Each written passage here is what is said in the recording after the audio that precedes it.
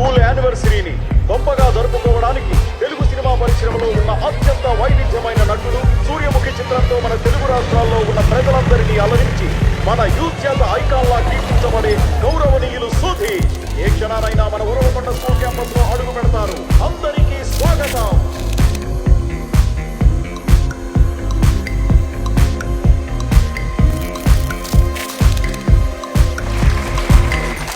నమస్కారం.